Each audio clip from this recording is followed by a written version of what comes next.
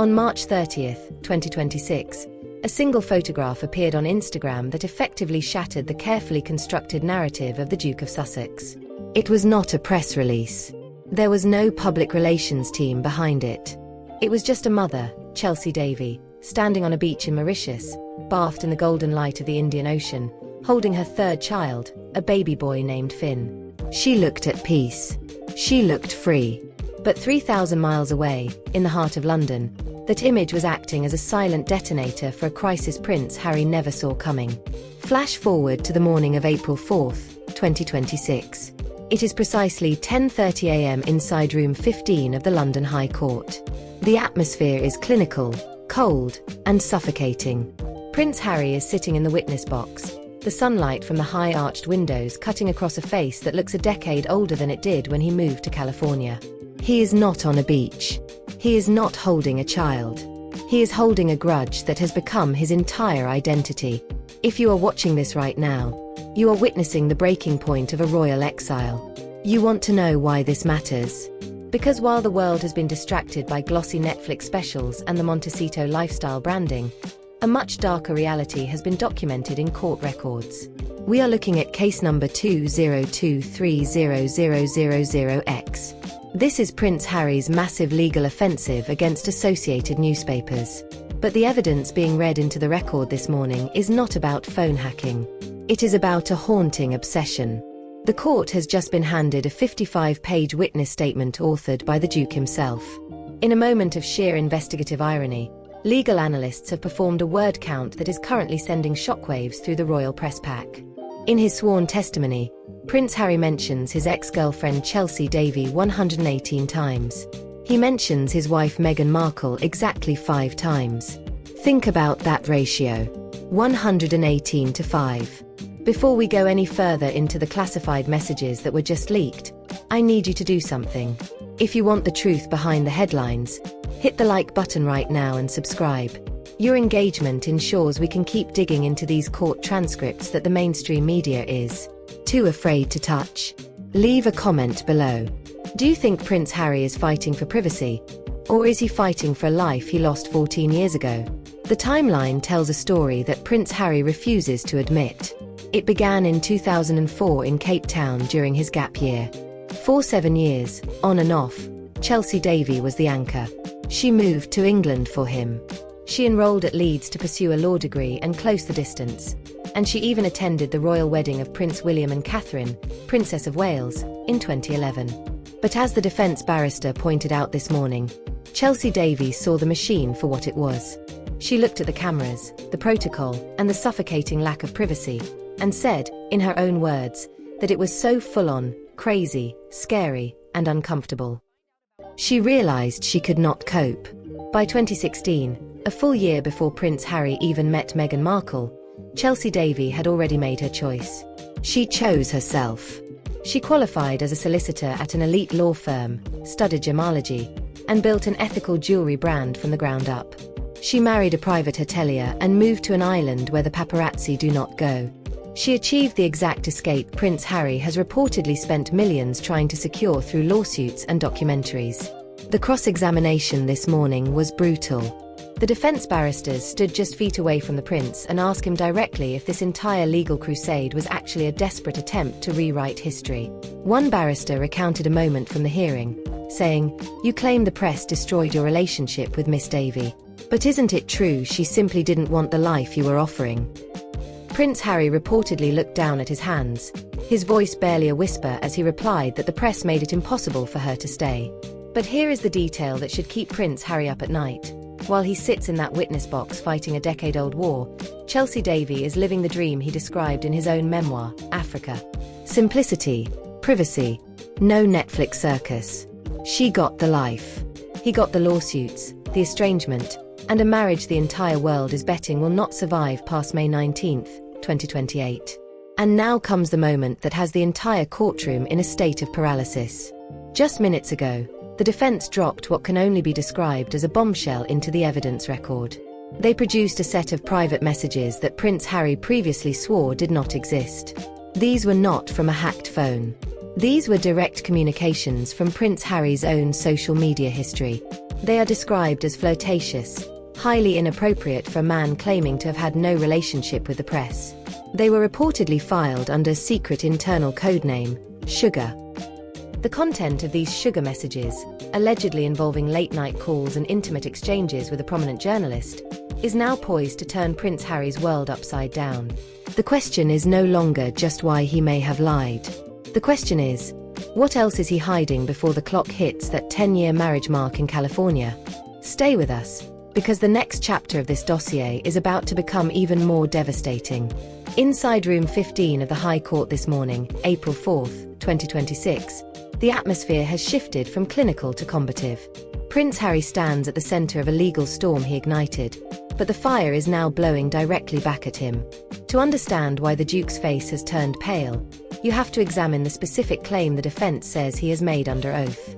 Prince Harry's entire legal strategy, a campaign reportedly worth millions in potential damages, rests on a single, load-bearing pillar: that he was the sole victim of a predatory press.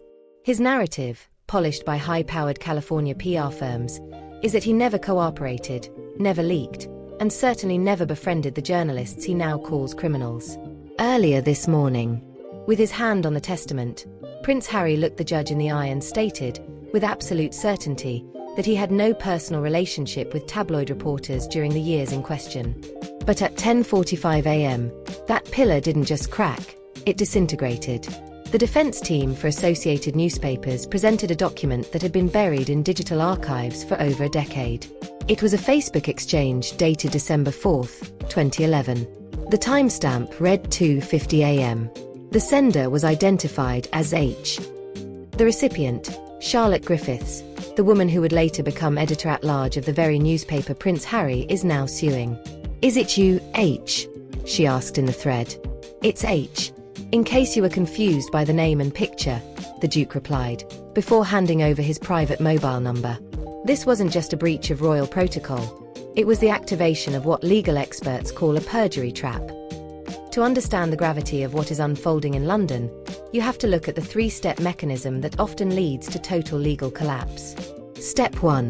The absolute affirmation. The witness is led to make an uncompromising statement of fact: "I never communicated with these people." Prince Harry took the bait. Step 2. The physical confrontation. The opposing counsel waits for the statement to be recorded in the court transcript, then introduces the metadata. Not just a claim, but a digital footprint. A 2:50 a.m. message that allegedly proves personal, even flirtatious, contact. Step 3. The admissibility cascade. Once a judge determines that a witness has been less than truthful on a major point, the rest of their testimony, no matter how accurate, can become legally tainted. The courtroom fell silent as the defense read the messages aloud.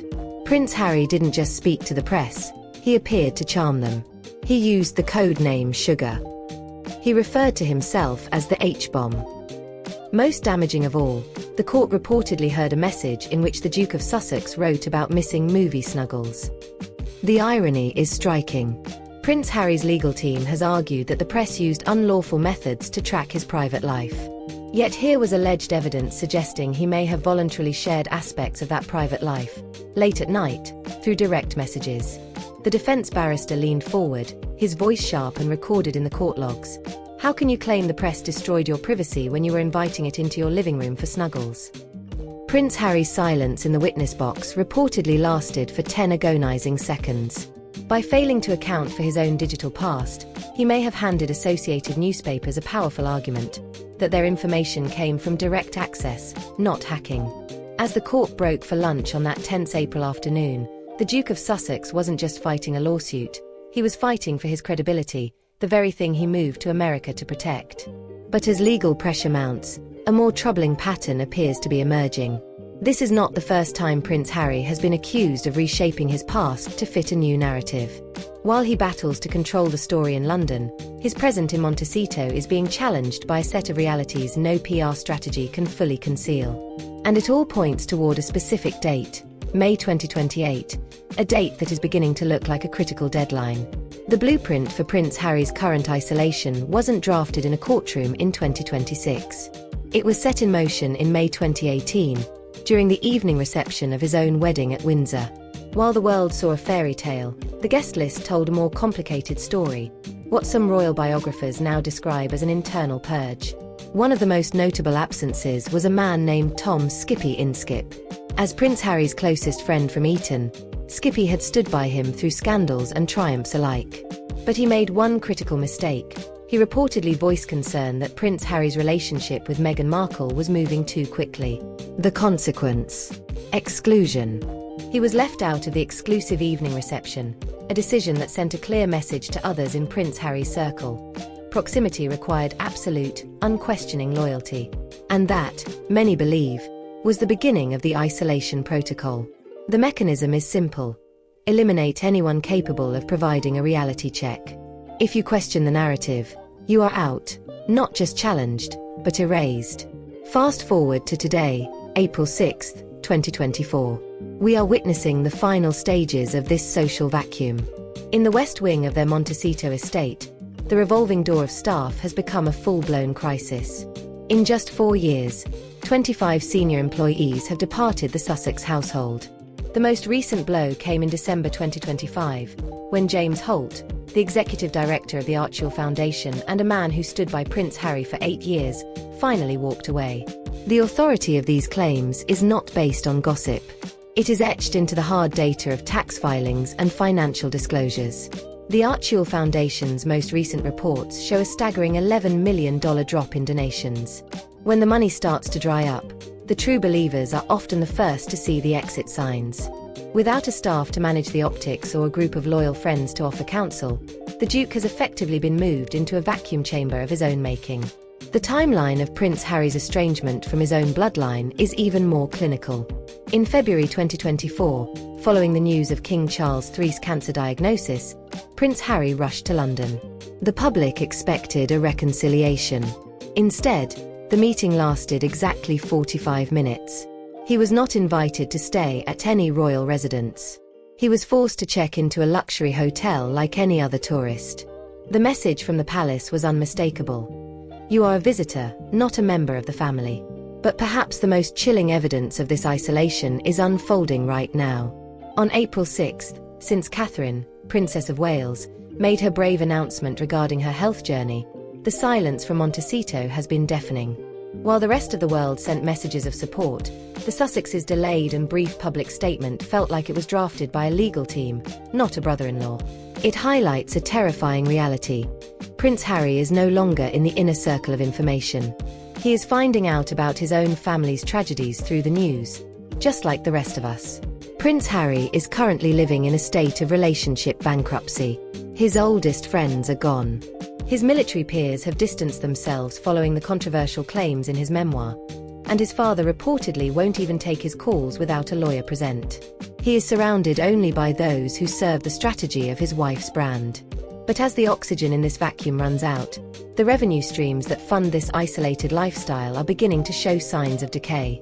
The world is starting to ask, what happens to a prince who has no kingdom, no family, and, if the legal records from London are any indication, no credibility left to sell? The answer lies in the crumbling pillars of his multi-million-dollar media empire. The financial architecture of the Sussex brand is not just cracking, it is undergoing a total structural collapse. To understand why, you have to look past the staged paparazzi shots and into the glass-walled offices of the world's most powerful media executives.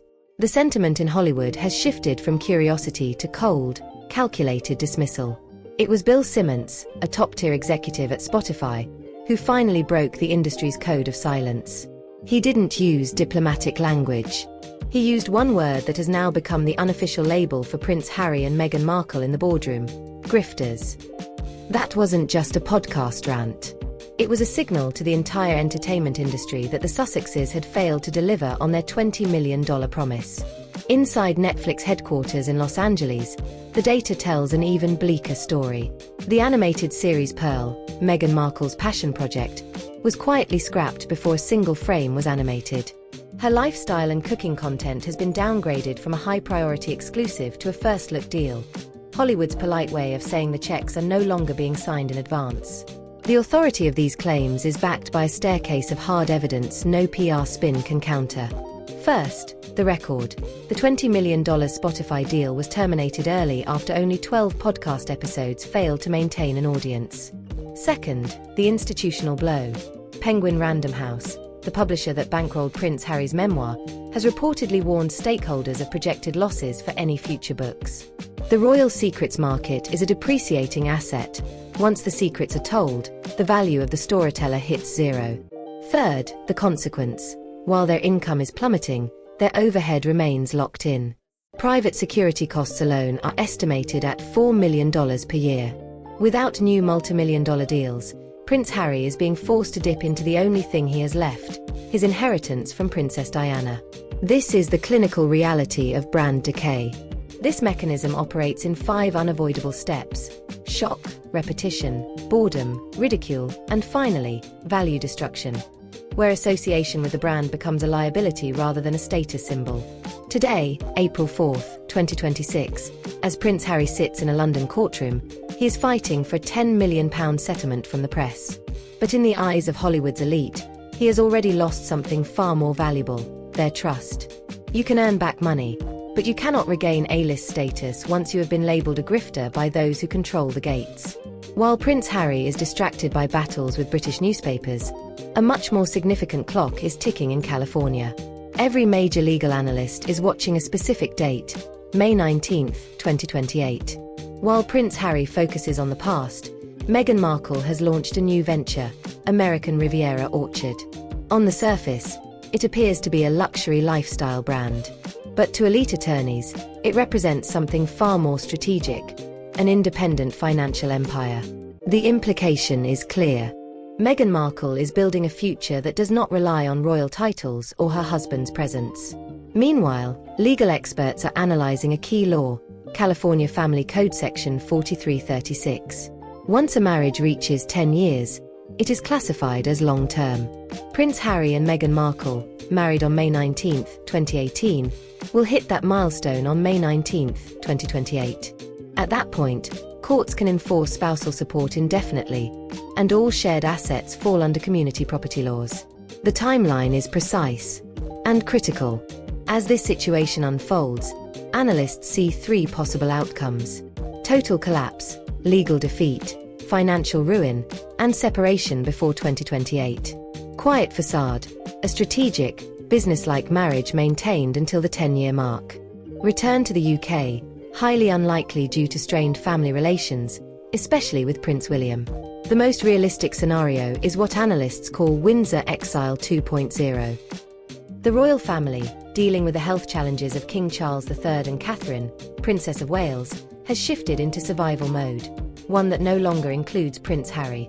Meanwhile, thousands of miles away, Chelsy Davy lives a peaceful life, one Prince Harry once said he wanted. As the clock ticks toward May 19, 2028, the cost of freedom continues to rise. If you found this investigative breakdown valuable, like the video and subscribe to the channel. Share your thoughts below. Is Prince Harry a victim of the press, or the architect of his own isolation?